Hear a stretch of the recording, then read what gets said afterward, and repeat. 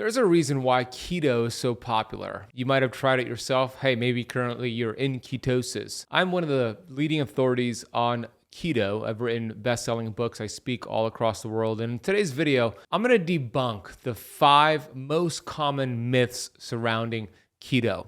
Number 5 is probably going to be the most controversial, so stick around for that tip. The first one is that it's a high-fat diet. Keto is a high-fat diet. Is that true? Let's unpack that real quick. When we think about keto, technically it's not even a diet, it's a metabolic process. And while it might be new or nuanced, there's nothing new about this metabolic process. Ketosis has been around since humans have existed, the dawn of humankind. All of our ancestors went through this metabolic process. In this day and age, we have essentially a keto deficiency. When the average person goes on Dr. Google and they look for the macronutrient percentages from their calories in order to follow a keto diet, what they're going to find is a chart that shows 85% of your total calories should come from fat, about 10% protein, and 5% carbohydrates. There's a problem with this chart because, yes, that is one way to do keto. You could eat a whole bunch of fat, and it could be called a high-fat diet. That is not the optimal way, in my opinion, because you can get your fat from that plate of food in front of you, hitting those keto percentages, or you can get your fat from your body fat. And for the majority of people who do keto, they're looking to burn some body fat. And just because you're in ketosis doesn't mean you're burning body fat. So the way that we teach it to our Keto Camp Academy students is to focus on protein and have moderate fat with low carbohydrate. This way, we're allowing the body to tap into your fat stores, your visceral fat.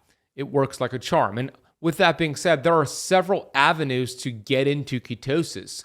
Somebody who exercises a lot and is very active could get into ketosis, even though their carbs are not as restricted as somebody else.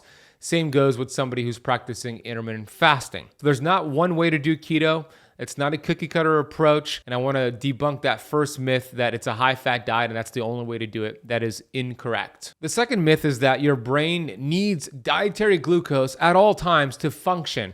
And when you lower your dietary glucose and maybe bring it to 0, which you can do on keto, your brain's going to starve. You're not going to be able to function. Well, first of all, let's consider this. The brain is mostly fat. And babies that are breastfed and born into this world are actually in a state of ketosis. Breast milk contains saturated fat, cholesterol, and it helps the neurological development of that baby's brain, which is very important at this time of life. And yes, there is some glucose and sugar in breast milk, but the baby is so efficient at utilizing the glucose, it goes in and out of the state of ketosis.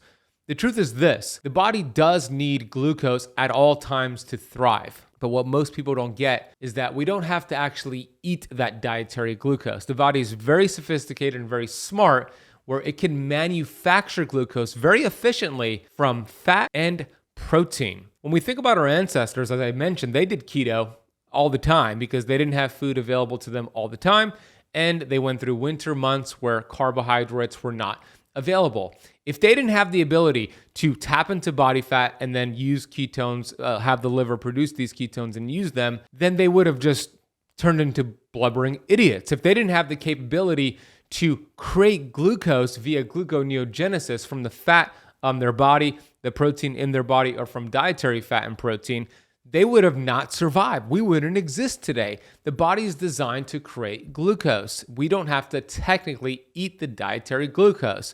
When we look at the medical textbooks, we know that there are essential amino acids, so essential proteins. There are essential fats, but there's no such thing as essential carbohydrates.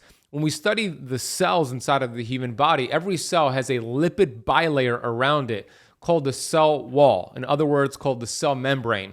The cell membrane is the most important aspect of health that we want to study because life begins and life ends at that cell membrane. And when that membrane is not given the building blocks that it needs to thrive and do its job, which is connecting to hormones and nutrients, etc., disease and symptoms will manifest. So if the cell membrane is that important, let's ask the question and go into the medical textbooks and say, what is the cell membrane made of? Half fat, half protein.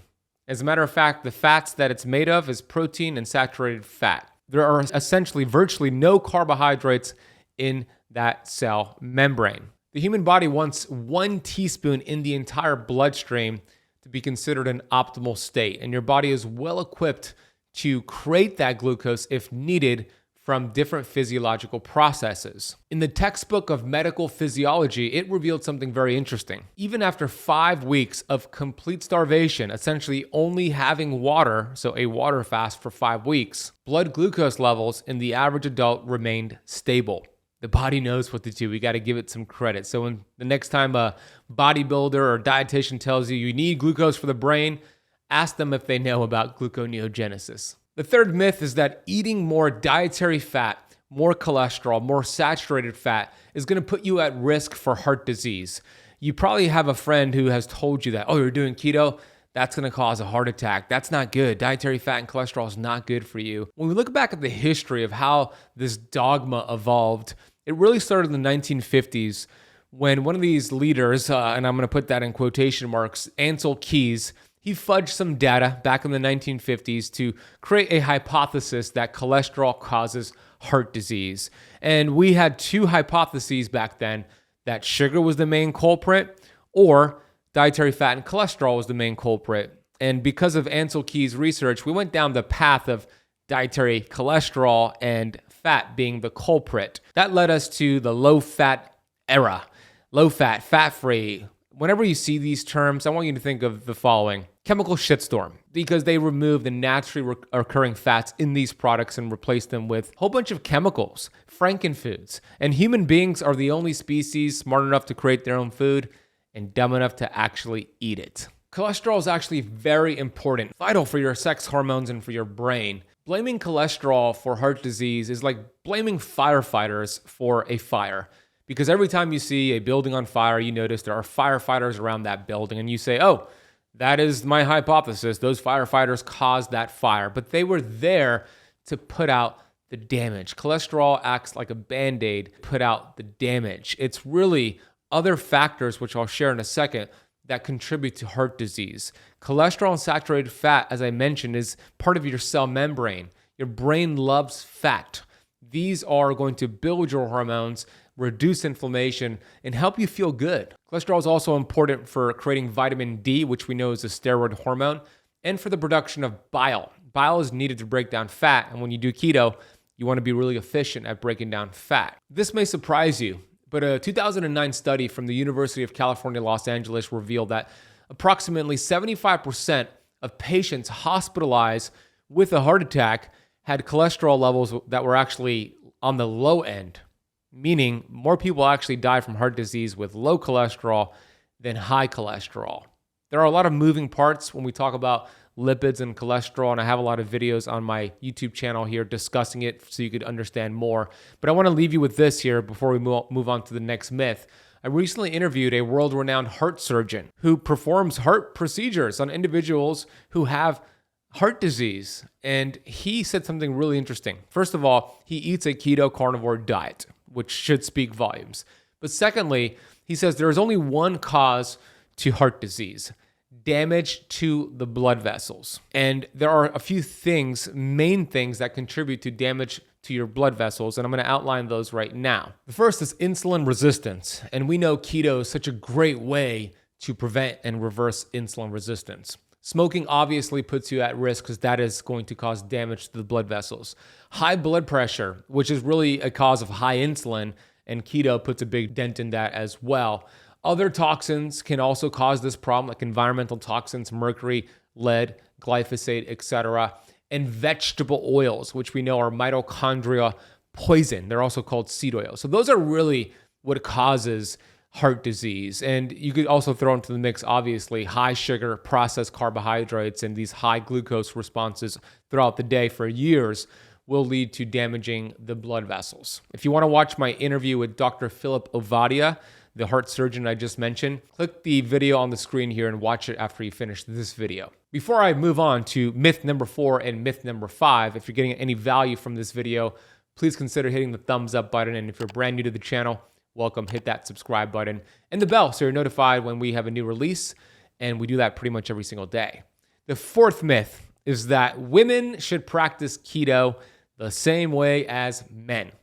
I'm here to tell you that will not work out well. Men could be a little bit more aggressive. Men will get faster results. I'm sure you've seen this. That's because men have a 24-hour hormone recycling pattern. Compare that to the sun. There's a 24-hour pattern to the sun. That means men could be a little bit more aggressive. Now, men and women have the same hormones. We just have different amounts and fluctuations of those hormones. And women also need to be categorized into different areas that they're in their life. For example, a menstruating woman, a woman who has a monthly cycle, should do keto and fasting, by the way, differently than a postmenopausal woman. Menstruating women needs to actually build a hormone called progesterone the week before their period. And we teach these students to actually bump up their carbohydrate intake to make these hormonal conversions. For men, we would not recommend that because obviously they don't have a menstrual cycle. And for postmenopausal women, the name of the game here is to support the adrenal glands because that's what picks up the slack for the ovaries. So there's some different rules and different protocols for the postmenopausal women. So it needs to be done differently. And I talk a lot about this on this channel and also in my book, Keto Flex. All right, the fifth myth. This is going to be the most controversial one. I love keto. Keto is an incredible metabolic process. It's an ancient healing strategy. It will get you incredible results when you do it right. However, here's the myth. You should do keto forever. I don't believe that to be the case. Now, obviously, there are some exceptions here. Cancer, individuals who have mental illnesses, individuals who have epileptic seizures, they need to be in a more ketogenic state. But if you don't fall into that category, I do not recommend long-term ketosis. I think it's actually counterproductive. We want to practice keto flexing, which means achieving metabolic freedom with ketosis and being really strict and getting yourself into ketosis for a few months. And then we reach a point where we can flex out. That doesn't mean we go back to a standard American diet or even a high carb diet. It just means a little bump up with your carbs, which is still considered low carb, but not low enough to remain in ketosis, maybe once or twice per week. It'll depend on the person. And there's a lot of reasons why I don't recommend long-term ketosis. For example, the thyroid. The brain sends a signal to the thyroid to produce T4, which is the inactive version of thyroid. That needs to be converted to T3. What helps to make that conversion is actually some healthy insulin spikes. And with chronically low insulin levels, like ketosis long-term, you might not get that conversion. So thyroid issues, I've also seen some issues with testosterone. There are some studies suggesting there's a buildup in a nasty free radical called 4-HNE with long-term ketosis. So this should be actually good news to you because it makes it more sustainable. We want to look at this as a lifestyle change, not a fad diet. I'm here to tell you the real fad diet is the standard American diet, which I will call a stupid American diet, like my friend Dr. Ken Berry calls it. Those are the 5 myths. If you want to learn more about how I teach keto, I have a 10-part keto playlist that you could watch by clicking the video on the screen right now. Go check that out, and I'll see you in the next video.